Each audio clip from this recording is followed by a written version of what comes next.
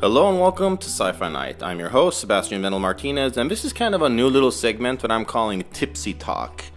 Well, why? Because it's kind of a cross between podcast, Sci-Fi-Night Light. It's somewhere in between. Basically me just going off completely unscripted and slightly intoxicated. I am enjoying a nice big glass of red wine at the moment. And I will be bringing this back because it's a very easily produced segment. But as of now, this is just going to be a weekly review of X-Files Season 11. Yeah, it was just me taking a big gulp of wine right there. So anyway, X-Files returned finally. Those of you who have followed the show will know that I'm a die-hard X-Files fan. I mean, I've seen every episode multiple times. A lot of times I know, who's written and directed individual episodes. I know I can say specific line. Yeah, I'm just a huge fucking nerd when it comes to X-Files. So obviously, I was really excited for season 11, and I do just want to quickly touch on season 10. It was a disappointment, by far the weakest X-Files season so far, but I definitely liked it more than a lot of other people did. Some good YouTube friends of mine, or just good friends in general, Lone Wolf Cub and Joseph Ari, they both pretty much hated it, and I totally get that, and I was definitely disappointed with it. There was stuff that I hated as well. I think the first and fifth episodes fifth episode might be one of the worst episodes I've ever seen of the X-Files. It was terrible. First episode was so uneventful. But I did like episodes 3 and 4. Episode 3 was Mulder and Scully meet the Weremonster, which I thought was a lot of fun. And episode 4 was Home Again, which was just kind of like a straight up monster horror episode. And I kind of wanted more of that. Just give me a classic X-File. And that was just Mulder and Scully going after a monster. And it was the only somewhat creepy episode of the entire season. There was a really effective part where a woman gets killed by the trash man or the bandy nose man, and that song Downtown is playing, and I just thought it was a pretty effective scene.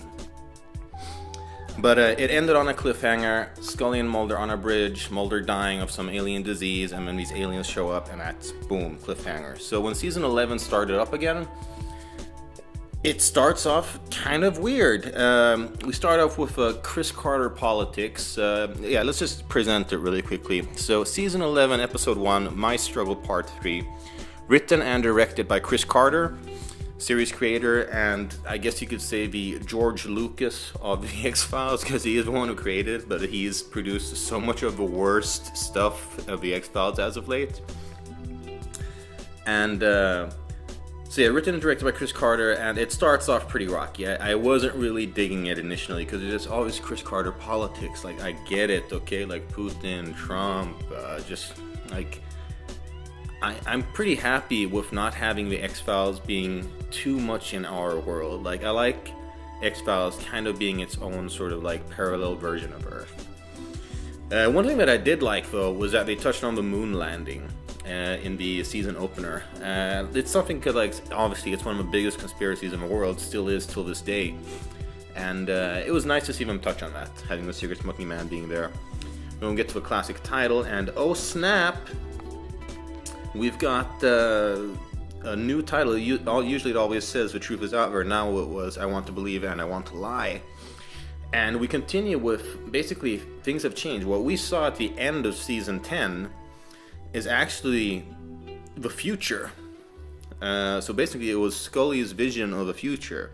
It was a little bit unclear. I think I maybe missed it just a little bit when I first saw it. But she's the one who's in the hospital. She is the one who's having a hard time, and not Mulder. And it was weird. I kind of love it, that sort of twist, because I do feel like it's a cop-out from the season 10 finale, which I mostly enjoyed. But then at the same time, I like the fact that they sort of build it up even more, because it was a pretty impressive finale with them standing there on the bridge and the light coming down and stuff like that. But now it's built up even more. I don't know, it's kind of a cop-out, but I think it kind of works despite that. It's weird. But we get the return of Skinner. Finally, Skinner is a fan favorite, and I'm so glad to see him back. He was barely in season 10, which I think a lot of people had problems with, myself included. He had a much more major role in this episode, which I enjoyed, and he figured out the Morse code. And yeah, that was pretty cool. Nice to see Skinner back in action and sort of like taking charge right away, being the sort of the dad of the X-Files as he is. Then we get treated to the return of another character, which we haven't seen since season 9, Jeffrey Spender, Agent Spender, Mulder's half-brother who got fucked up by the cigarette-smoking man in season... was it season 7? I'm pretty sure it was season 7. Anyway, he got shot in the face by a cigarette-smoking man, survived only to be tortured and experimented on for years until he was horribly disfigured. That's why we see some of his scars. He gets chased after by some random dude, survives, and just basically knows that, okay, people are out after Mulder and Scully's son, William.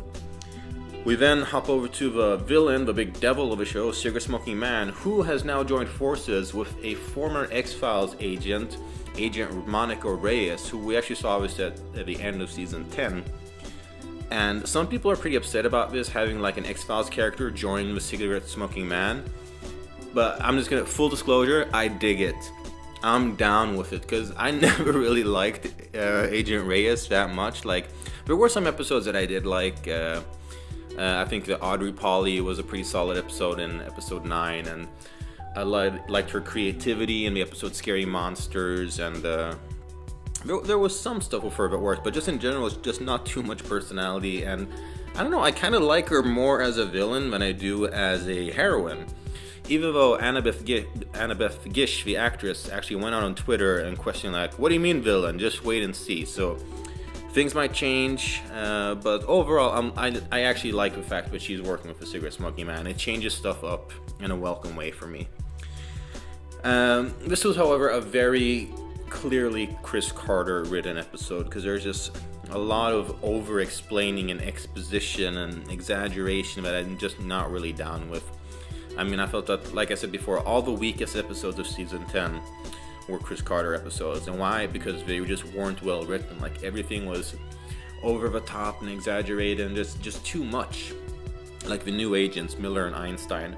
First of all, Agent Einstein, are you fucking serious? Like, I get it, she's supposed to be the smart academic one like Scully, but don't call her Einstein. I mean, call her like, I don't know, Higgs, Agent Higgs, like a more subtle name. Like, it seems like Chris Carter is not really down for subtlety as of late.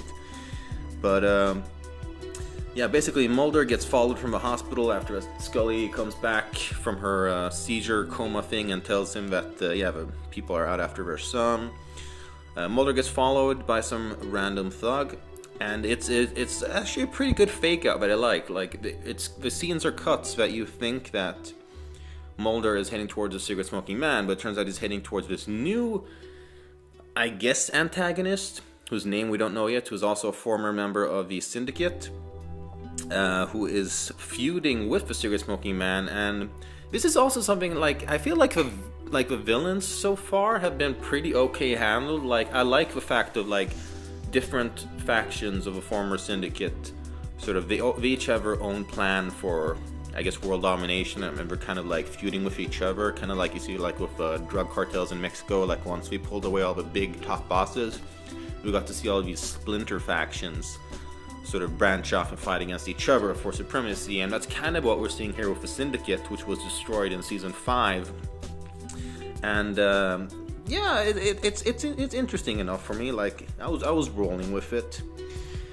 And then fucking Reyes pulls a gun on Skinner. Damn, shocking moment. Like, something I never, like, I would expect to see that from, like, any character, any X-Files agent, even Agent Doggett, who came in season 8 and 9, who was like a by-the-book sort of ex-cop kind of guy, very sort of solid, follows the rules. I could see him doing it. I could never see Agent Reyes pulling a gun on Skinner, her boss.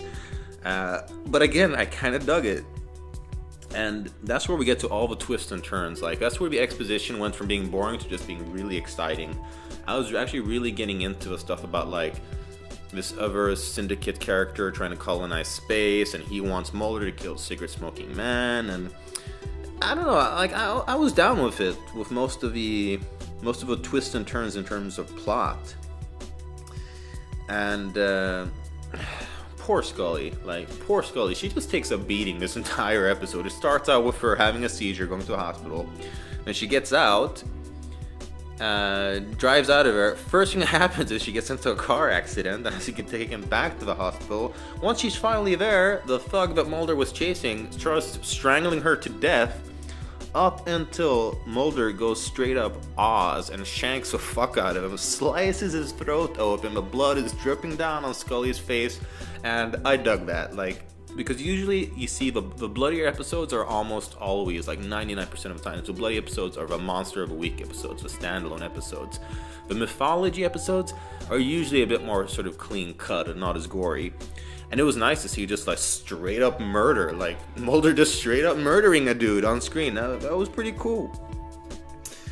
And then we get to the big reveal that cigarette smoking man has been looking out for Scully and is actually the father of her child. It's not Mulder like everyone thought. I mean, in terms of X-Files, this is like a Empire Strikes Back level of twist. I don't think anybody saw this coming. Is it a bit of a cop-out? Maybe, but I don't know. Like, I'm just basically I'm just very happy that season 11 is starting out much better than season 10 so far. Oh yeah, and we got a confrontation between Mulder and Skinner after Mulder realizes that he says to Skinner, "You smell like smoke," and realizes that Skinner's been talking to the cigarette smoking man. Now Skinner doesn't seem to have betrayed them, but still, it was cool to see them butt heads again. We got to see that before, and at the end of season 2, when Mulder's being poisoned, we have a fight as well. But overall, I'm cautiously optimistic. There was a lot of stuff that I didn't like about this episode. I thought the first half was not that great. Definitely got better in the second half. I do feel like this shows signs of improvement, though. Like, just in general, pacing and excitement. Like, I mean, the opening to season 10 was a fucking sleeping pill. Nothing happened. Like, we just got introduced to boring and bland characters. Here, at least, episode 1 of season 11, there's a lot of stuff going on, and they change up the whole format right away with throwing huge twists and turns at us. Like, I do kind of take everything so far with a grain of salt, because it is in comparison to season 10. I mean, I think if you were to compare this to, like, one of the classic episodes from seasons, like, 3 to 6, it would not hold up well at all, but... You know, the X-Files always have had varying qualities, and even the best seasons have a few stinkers in there. And I'm actually 99% convinced that the episodes will get better from here, especially once Chris Carter gets out and we move on to the Monster of the Week episodes, and writers like Darren Morgan, Glenn Morgan, James Wong, who wrote a lot of the best episodes of a classic run. I think once we get into that, it's going to be a lot better.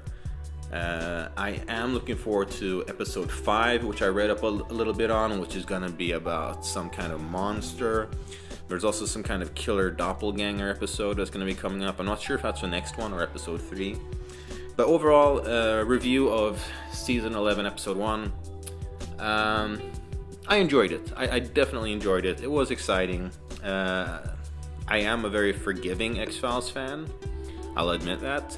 I'll stand by that. I mean, even some of the worst episodes I still enjoy, like of a classic run. Like, some of them are pretty silly, and I still kind of dig it. Of course, there are episodes that I, can't stand as well. But I am a very forgiving and very loving X-Files fan. I mean, anything that's not complete shit, I tend to enjoy. So take me with a grain of salt as well.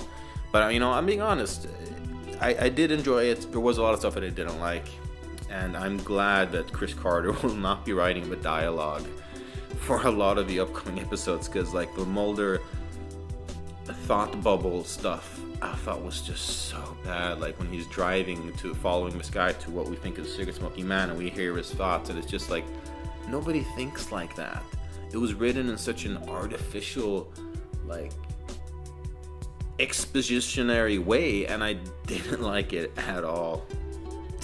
But yeah, like I said, overall I did enjoy the episode. Had a lot of flaws, especially in the first half, but it did improve, and overall season 11 shows a lot of signs of improvement from season 10, which I think it makes us all very happy, at least all true X-Files fans. We wanted to see an upgrade from season 10, and I feel that's what we're getting so far. And next week you guys can look forward to another episode of Tipsy Talk.